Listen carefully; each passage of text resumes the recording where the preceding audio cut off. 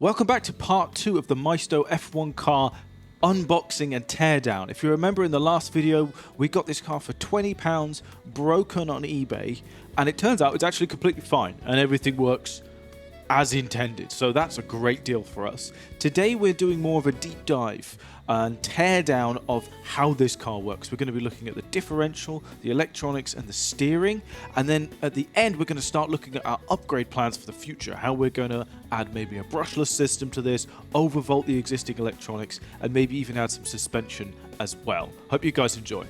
I guess the next thing I'm interested in is the tyres. Let's see if we can get... I don't know how... They've got like little caps. I wonder if they spin or if they pop out. It could be either. I will get a flathead and I'll see if I can... It does kind of... Oh, look, there's a little hole. Okay, these must pop out. There's a little hole there. Yeah. Yeah. Who knows? Oh, okay.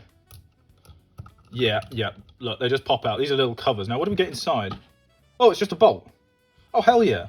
So we just get a little plastic cover, and then there's a bolt inside. I mean, honestly, guys, the bolt looked fine to me. I don't know why we need... But anyway, okay, that's free there. That's going to be really tricky to get in there, though. That bolt is so far down.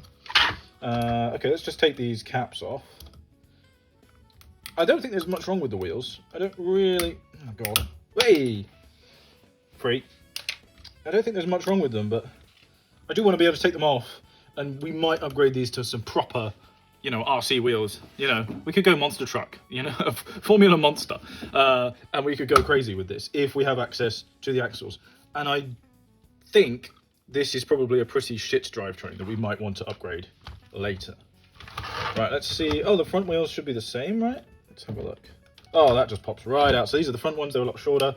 I will definitely remember that. 100%. I will remember that that is the case. Okay, these just pop. These just come out real nice and easy, and the bolts just sit underneath. Do I have what is required? I have this, which is a proper RC grade thingy. Oh my, it even fits. That's incredible. It's kind of, this is kind of 50-50, you know? In one sense, in some senses, this is toy grade, and this is toy grade.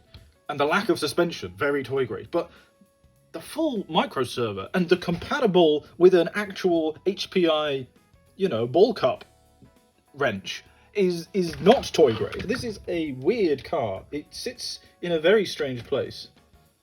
Look at that. Okay. Look, the bolt fits perfectly. That's the free tire. They're rubber. They're not plastic. There's a bit of grip. I mean, not a lot. You wouldn't want it with your child on board, but you would just about have it. Now we have our tires, we have our body, and we have our chassis. Let's have a look. Look at that. That's really nice compact drive unit. I mean, apart from the wing, which I can't remove. There's screws for everything, but there isn't a screw for this part of the wing. I don't like it. Can I? This feels like it wants to come out. It really doesn't. I bet it's got a hidden screw somewhere. So it's just kind of wedged in this top detail piece. It would be nice to get this off. Let me have a think about how that might occur. This is free. Yeah, this whole piece is kind of loose. What's holding it down? Oh, it's just these pieces here. Well, they must bend. They must bend, right? Unless these come off. And how do these come off? How would these come off? I don't understand.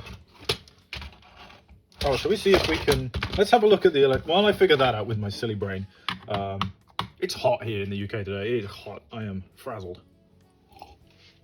He's just drinking scorching hot coffee.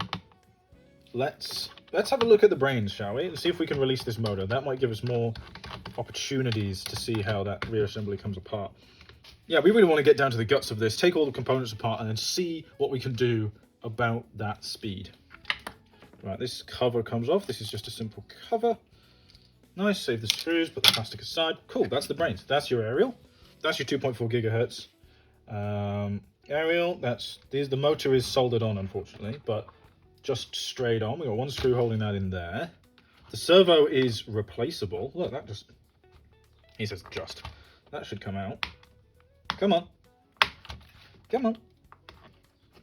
Yeah, there you go. Little micro connector there for the servo. That's great. Battery comes in there. Motor comes out here. I'd assume motor controller here. By the looks of it, these will be your motor controllers. And this will be your kind of receiving signal processing over here. And then obviously there's the speaker for the sound, which is awful. So that'll be one of these controllers here. Probably this one here. As you can see, it kind of runs down.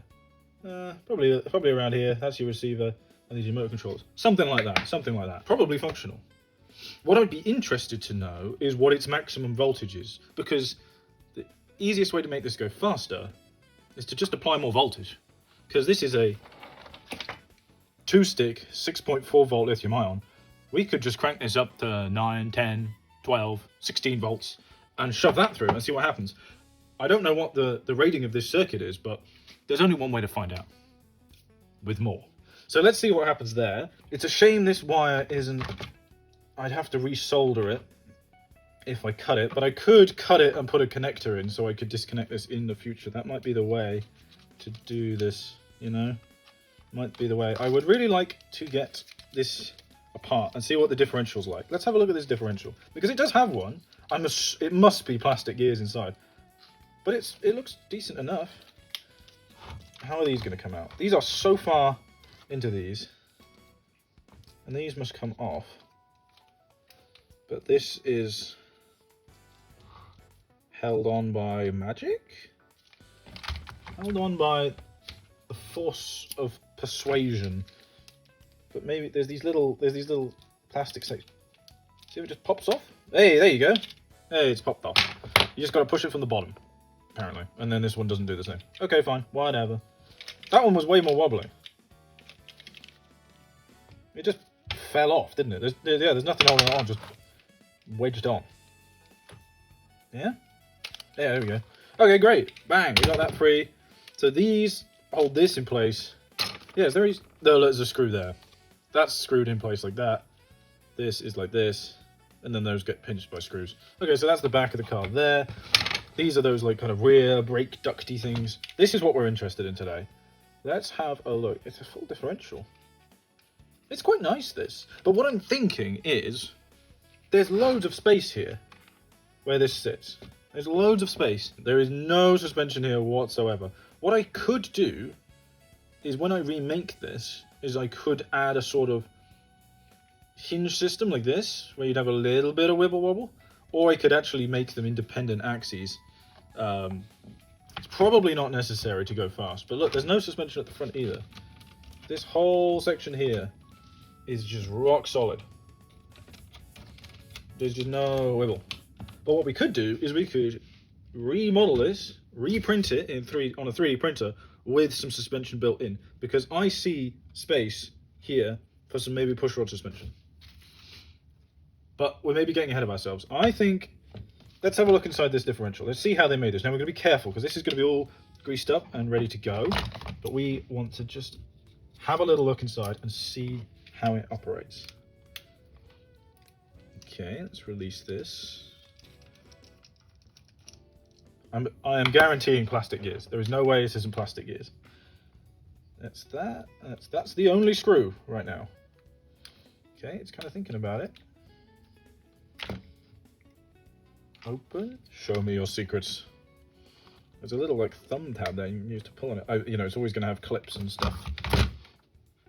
You know, screws are never enough these days. You've got to cover the thing in clips so that kids can't just get inside and see how you've made it. There's always that risk of breaking it. Look, there we go. There's clip. You can see the clip. Why does it need this clip? Just you put screws everywhere. But anyway, it really doesn't want to come apart at the back here. Show me your secrets. Don't hide from me. It's inevitable that I will gain access. Okay. Well, we can see some gears.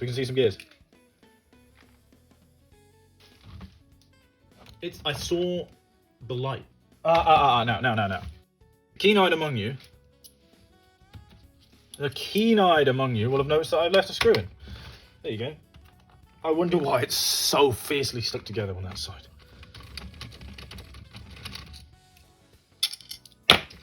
Hey, now it comes apart. Look at that. Right, okay.